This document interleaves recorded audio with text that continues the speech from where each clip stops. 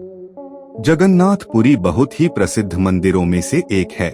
जगन्नाथपुरी हिंदुओं का एक प्रमुख धार्मिक स्थल है, जहां हर साल भारी संख्या में लोग इस मंदिर के दर्शन करने के लिए यहां आते रहते हैं। ये तो हम सभी जानते हैं कि इस मंदिर की महिमा और यहां से जुड़े चमत्कार देश के साथ साथ दुनिया भर में प्रसिद्ध हैं। आज हम उन्हीं आश्चर्यजनक तथ्यों के बारे में बताने वाले हैं, जिनके बारे में पढ़ने के बाद आप भी सोचने पर मजबूर हो जाएंगे कि क्या सच में ऐसा होता है। मंदिर के ऊपर से क्यों नहीं उड़ते पक्षी? पौराणिक कथाओं के अनुसार अगर हम बात करें तो ऐसा माना जाता है गरुड़ पक्षी को पक्षियों के राजा के रूप में जाना जाता है। अब जब स्वयं पक्षी राजा मंदिर और भगवान जगन्नाथ की देखभाल कर रहे हैं, इसलिए अन्य पक्षी मंदिर के ऊपर से उड़ने में डरते हैं। यही कारण हो सकता है कि मंदिर के ऊपर कभी कोई पक्षी उड़ते हुए नहीं देखा गया। साथ ही अगर इसे वैज्ञानिक दृष्टि से देखा जाए तो जगन्नाथ मंदिर पुरी एक तटीय क्षेत्र हो सकता है, जिस वजह से यहाँ हवाएं बेहद तेज चलती हैं।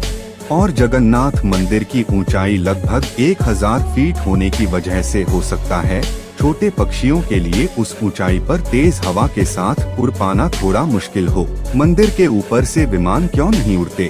जगन्नाथ मंदिर पुरी के ऊपर एक 8 धातु चक्र गोल आकार है, जिसे नीचक्र के रूप में जाना जाता है। ऐसा माना जाता है कि ये चक्र उड़ने वाले हवाई जहाजों के संचार में रुकावटें पैदा करता है और इसलिए विमान मंदिर के ऊपर से उड़ने से बचते हैं। और अगर हम बात करें वैज्ञानिक या तर्कसंगत तरीके से, तो पूरी भारत के हवाई यातायात मार्गों के अंतर्गत नहीं आता, जिस वजह से स्पष्ट कारणों से विमान मंदिर के ऊपर उड़ते नहीं पाए जाते। हवा की दिशा को धता बताने वाला झंडा, चाहे पानी में चलने वाला जहाज हो या हवा में सूख रहा कोई आम कपड़ा हो, उड़ने की दिशा वही होती है जहां हवा चल रही होती है। लेकिन इस मंदिर के ऊपर स्थित काला झंडा थ्योरी के बिल्कुल विपरीत है, क्योंकि ये झंडा बिना किसी वैज्ञानिक तर्क के हवा के विपरीत दिशा में लहराता है।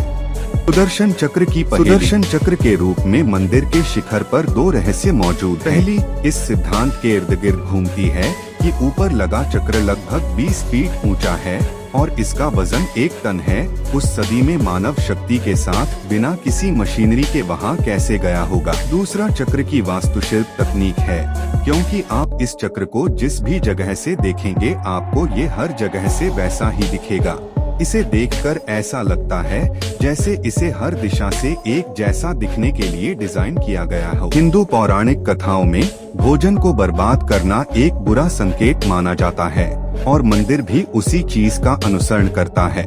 मंदिर में आने वाले लोगों की कुल संख्या प्रतिदिन 2000 से 2 लाख लोगों के बीच होती है। चमत्कारिक रूप से प्रतिदिन तैयार किया जाने वाला प्रसाद कभी व्यर्थ नहीं जाता, यहाँ तक कि एक टुकड़ा भी नहीं। मंदिर में नहीं आता समुद्र की लहरों का शोर। मंदिर में 4 दरवाजे हैं और सिंहद्वारम मंदिर का मुख्य द्वार है। जब आप इस दरवाजे से प्रवेश करेंगे तो आप लहरों की आवाज स्पष्ट रूप से सुन सकते हैं, लेकिन जब आप सिंह द्वार के प्रवेश द्वार से मंदिर के अंदर पहला कदम रखेंगे तो आपको समुद्र की लहरों का शोर बिल्कुल भी सुनाई नहीं देगा। जब आप मंदिर के बाहर आएंगे तब आपको फिर से लहरों का शोर सुनाई देने लगेगा। ऐसा माना जाता है कि यह 2 प्रभुओं की बहन सुभद्रा माई की इच्छा थी, जिन्होंने मंदिर के द्वार के भीतर शांति की कामना की थी, जिसे भगवान द्वारा विधिवत पूरा भी किया गया। खाना पकने का जादुई तरीका। प्रसादम पकाने का पारंपरिक तरीका यहाँ के पुजारियों द्वारा काफी समय से अपनाया जा रहा है। ठीक 7 बर्तन एक दूसरे पर चढ़ाए गए बर्तन के रूप में उपयोग किए जाते हैं और जलाऊ लकड़ी का उपयोग करके प्रसाद को पकाया जाता है।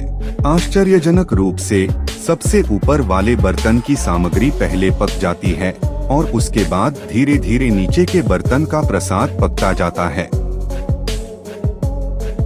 अगर आप हिंदुत्व का सम्मान करते हैं तो हमारे चैनल को सब्सक्राइब करें और बेल आइकन को दबाएं।